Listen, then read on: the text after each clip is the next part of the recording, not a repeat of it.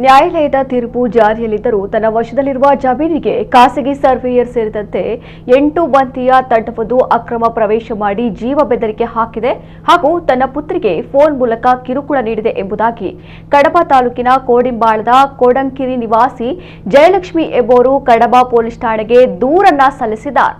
ಕೋಡಂಕೇರಿಯ ತನ್ನ ಜಮೀನಿನ ಸಂಬಂಧ ಪುತ್ತೂರು ಸಿವಿಲ್ ನ್ಯಾಯಾಲಯದಲ್ಲಿ 2001ರಲ್ಲಿ ದಾವೆ ನಡೆದು 2005ರಲ್ಲಿ ತನ್ನ ಪರವಾಗಿ ತೀರ್ಪು ಲಭಿಸಿದೆ. ತೀರ್ಪಿನ ಅನುಷ್ಠಾನಕ್ಕಾಗಿ ನ್ಯಾಯಾಲಯದಲ್ಲಿ ಪ್ರಕರಣ ದಾಖಲಿಸಲಾಗಿದ್ದು ಅದು ಪ್ರಸ್ತುತ ವಿಚಾರಣಾ ಹಂತದಲ್ಲಿದೆ. ಹಾಗಿದ್ದರೂ ತನಗೆ ಕಿರುಕುಳ ನೀಡಲಾಗುತ್ತಿದೆ ಎಂದು ಜಯಲಕ್ಷ್ಮಿ ಅವರು ಸಲ್ಲಿಸಿದ ದೂರಿನಲ್ಲಿ ಆರೋಪಿಸಿದ್ದಾರೆ. ಕಡಬ ಪೊಲೀಸರು ಪ್ರಕರಣ ದಾಖಲಿಸಿಕೊಂಡು ತನಿಖೆ ನಡೆಸುತ್ತಿದ್ದಾರೆ. ಫ್ಲೋಟಿಂಗ್ ಎಲ್ಲ ಕ್ಯಾನ್ಸಲ್ ಆಗಿ ನೀವು ಎಂಥದ್ದು ಮಾಡಲಿಕ್ಕೆ ഞാൻ പറഞ്ഞ ആരാ പറഞ്ഞത് ക്യാൻസൽ ആയത് ഒരു മണ്ണായിട്ട് ക്യാൻസൽ ആയിട്ടില്ല ഞങ്ങൾ ഫ്ലോട്ടിംഗ് ആയിട്ട് പുതിയതായിട്ട് സർവാക്കാം അപ്പോൾ അറിയാം ആരുടെ ഉണ്ട് ഇല്ല എന്ന് പറഞ്ഞു.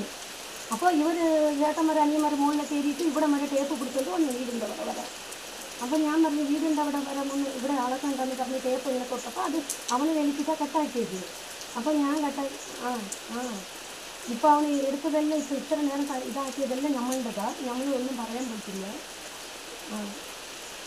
ശരി ആയിട്ടാ ശരി ആയിട്ടാ